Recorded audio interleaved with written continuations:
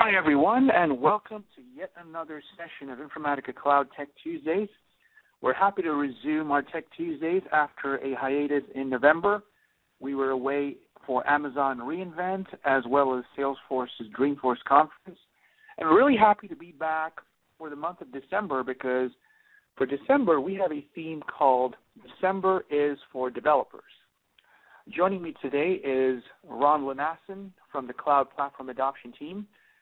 And the December for Developers theme is really centered around automating the onboarding of customers into your app. Now, if you're an ISV or you're a startup, the number one concern that most of our customers face are automating the onboarding of new customers because inevitably there's always data integration involved, integration with other systems, other databases, and even other cloud applications. So we have a three-part series in December, and today's session is going to be focused on automating new customers into your app. Then our next session, which is next Tuesday, we focused on maximizing the capabilities of your API. So if you're a cloud ISV and you have an API, how can you make the most of it? And our final session in this three-part series is going to be around reusable integration and making that simple through templates. So the agenda for today is we're going to talk about why someone should be embedding integration into their app. So if you're a cloud ISV and you're dealing with customers who need to integrate from different data sources, how can you make sure that you're doing so in a way whereby your customers can integrate with those several data sources within your user interface? Why is this so important? So we're going to talk about that. Then we're going to go through a couple of different partner examples of our partners who have embedded integration directly into their application. Then Ron Lanassin is going to go through a demo of how you can do this within Informatica Cloud. We're going to have a summary of our learnings, a Q&A session, and then we're going to talk a little bit about our next Tech Tuesday session. So as far as embedding integration and why do it, the best answer to that really came from this interesting discussion forum I found on Answers on Startups. So there's a question here asked by an entrepreneur. When building a SaaS application, how important is the UI? And he gives his take on it. One thing that really caught my eye here is his point about the fact that first impressions and image is everything when you're launching a SaaS product for the very first time. And if your audience, i.e. your customers and your users are not able to interact with it in the way they desire, you're not going to get a lot of repeat usage, and your application adoption is going to decrease. So with that, what I'm going to do is I'm going to actually pass the ball over to Ron Lanassin, who's going to talk about embedding integration with Informatica Cloud. Great. Thank you, Ashwin. What we're going to really be focusing on is that theme that Ashwin just talked about, but how that applies to data integration for your customers. Now, what exactly does that mean? So let me paint the picture as far as the use case. So as a partner, if you've got your own app, especially for cloud ISVs, you, of course, are going to have your customers. And more often than not, as you're building your cloud application, in order to get your customers to start using your app, there's at least some sort of an onboarding of data that needs to happen, where you need to get your customers' data that most likely resides in other cloud apps or maybe in some on-premise applications, and you need to get that data into your application so that the customer can start using it. Right? So very straightforward use case, your standard onboarding. And one of the things that we found, back to Ashwin's earlier point, is today, there are mechanisms around getting professional services involved to move the data over, or perhaps pointing people to third-party integration tools like Informatica, but that's not the ideal use case. Ideally, what our partners are looking for is the ability to create an embedded scenario for their customers, where customers can connect directly to the application itself and may not even realize that they're doing data integration. They're just looking at a page within the cloud application itself that's going to help facilitate that data integration, that data movement between these other applications.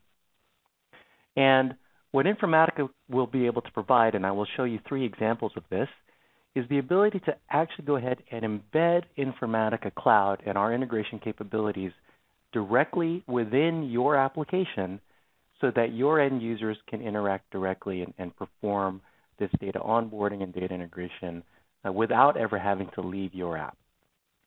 And I think the best way to actually fully understand and comprehend this is to actually see some examples. But we do have some really good proof points already. We've made a lot of headway over the last few months and really just the last year and a half, actually, and have signed up a tremendous list of cloud ISV partners that are doing exactly what we're talking about here. Now, as far as the other applications that we can connect to, this is really Informatica's key strength as a company.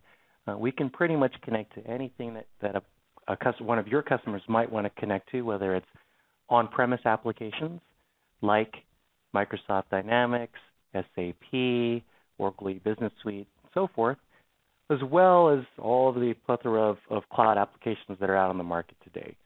Pretty much anything that your customers need to get data out of to load into your application, we have the ability and the connectors to do that.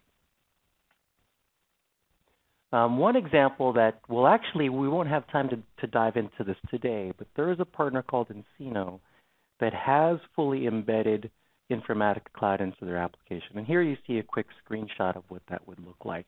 We're actually going to go through this example with the developers from nCino in the 3rd Tech Tuesday of this month. So definitely stay tuned, a little bit of a teaser here to go ahead and watch that last Tech Tuesday to see a real-life example and to hear from the developer himself on how he was able to use Informatica Cloud within his app. But what I'll be covering today, again, I mentioned I'll be covering 3 examples. The first one I'm going to cover is really one of our lighthouse customers. This was the first customer the first partner back in 2009, I believe, that used Informatica Cloud to integrate their application with other CRM applications. And again, I'll go through an example of that in just a second. I'll also talk about some work that we're doing with a company called Exactly. And we've got a really cool prototype that we built with them that I'll go through in detail. And I've got a 3rd example that I'll be showing you. It's actually a sample project that we have that's available to you to download so that you can actually go get hands-on and see how the integration works in a real-life example. And I'll go through that on the last example. All right, so let's get into these 3 examples here, and I'm going to go ahead and share my desktop. All right, so what I've got up on the screen right now, this is the Dun & Bradstreet D&B 360 example. And a quick highlight or overview of what the application actually is. What they provide is inside of CRM applications, they've got the ability to actually fully integrate D&B data into the CRM application.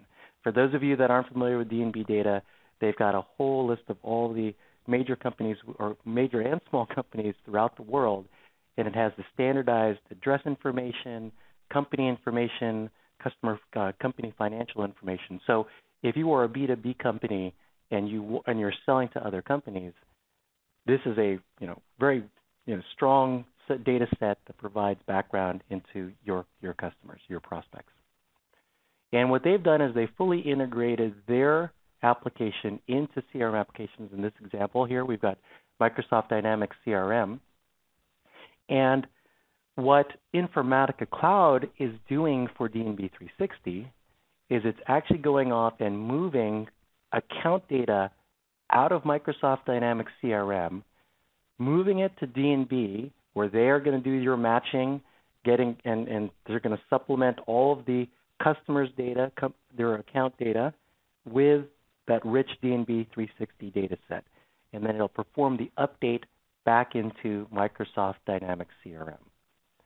Now, the way that this data integration process actually works is you simply go to the settings area inside of Microsoft Dynamics. And here is an administration screen for D&B 360. And if we scroll down to the bottom, the batch processing setup, again, this is that ongoing matching of data from the customer with the account data going to D&B 360 and then doing the updates back into Microsoft Dynamics CRM. That's all being driven through this particular page here. And what you'll see here on the screen, this is a very straightforward example, but it's really just going to expose the schedules on when these things are going to occur. And you'll see a native screen inside of the CRM application itself that's looking for the schedules that you want to set up.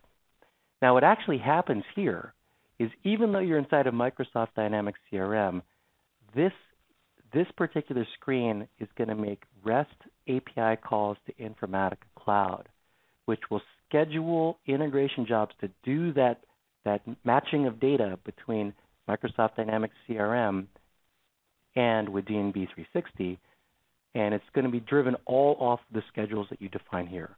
The key point that I just want to emphasize is that you are never leaving the customer experience inside of the CRM application itself. We're not pointing people to other applications. They're simply going to a screen that's embedded inside the application to perform this ongoing data integration. And this is really, again, one of the key examples of seeing integration embedded within an app. All right, let me switch over to my second example, and this is a prototype that we built with a company called Exactly. For those of you that aren't familiar with Exactly, they were a cloud ISV, so they're a cloud application, and they perform compensation management. Right? So if you have sales reps and they want to know how much money they've made year to date based off of their quota and the orders that they've closed, Exactly provides that calculation engine for seeing what the quotas are up to date, and they can do what-if analysis to determine if I close this big deal, how much money am I going to actually make. Now, this particular prototype is based around the idea that Exactly knows that for this product, their Exactly Express product, they want to be able to pull order data from something, let's say, like QuickBooks. Right? So 60% of their customers for Exactly Express use QuickBooks to store order data. Wouldn't it be great if they had out-of-the-box integration fully embedded within their app that will do that integration for the customer? All right, so let's go ahead and take a look. So this is Exactly Express, and they today already have the ability to import deals or import orders. And what you see here is they have out-of-the-box right now the ability to connect to Salesforce.com and the most common method that most ISVs are using, which is just pulling over a CSV file. So what we can do here, and what they've actually done, is they took their existing page as a template, and they built out this new page here. And what you see here is they've added connectivity to QuickBooks, to NetSuite, and not only are they providing this out-of-the-box integration, but they're also allowing for customization. So here you see we have the ability to even specify things like a filter, essentially a filter condition. Every customer may want to pull over different types of orders, and in this case, I'm pulling over an order with a certain item code. And then you can simply hit the button for import data. Now, what actually happens behind the scenes, to go into a little bit of a deeper example, when the customer hits run, it is, again, making REST API calls to Informatica Cloud. The end user doesn't see these screens. These are just something that you as a cloud ISV partner would actually see. The jobs are actually running. You see the rows of the loaded. You'll also see, in this case where we've got this filter condition, it gets passed dynamically based off of what the customer just specified at runtime. But the end user only sees the application with all of the statistics around what ran and how things went. So again, embedded experience, you've got a predefined use case of pulling in orders, and it's provided in a very easy to consume mechanism for their customers to pull that data in. All right, so let's get into the last example. And as I mentioned earlier, this is something that we make available. So if you wanted to see the details on how to actually perform this integration, we can make this available to you so you can see exactly what happens behind the scenes. Now, what we've done here, just because it's fairly easy to show, we've created this sample application on top of Force.com. Again, Salesforce makes Force.com or Developer Edition accounts free, so this is a quick and easy way for people to see what's going on here. And what we've created is this sample white label application. And from a visual standpoint, we've basically created little stubs here so you can show how if you wanted to expose the login section, you can do that, expose the different connections that the customer could connect to, and then we'll actually see a mapping screen that has been made available here in this application. So a customer can actually choose which fields that they want to pick and move into your app. And lastly, and I think this is maybe most important for developers, is you'll actually see the REST API request response down here below, so you can see how we're interfacing between Informatica Cloud and the application.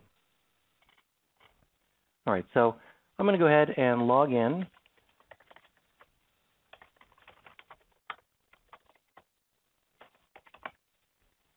And now that I've logged in, we see the different connections that we've made available for the end user. Here, I'm just going to connect to a demo Salesforce account or Salesforce org. And what you see here is we've dynamically filled out, based off of this particular account's credentials, the list of fields, including custom fields that are out there.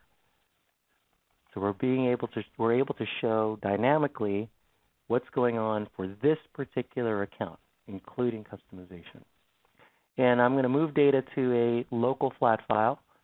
And again, as I click that, you see the fields that show up that are based off of that connection that I've just specified. And once that's done, you actually have the ability to move, drag and drop over your fields to define a field mapping. So this is a fairly rudimentary example, but I think what you see is, again, it's something that's visually embedded within this white label application itself and allows for some pretty heavy customization. Mapping rules, filtering on dates, picking different connections, those are all made available to you within the sample app. And then down below, again, this is where you see the actual request response to the RESTful APIs on top of Informatica Cloud.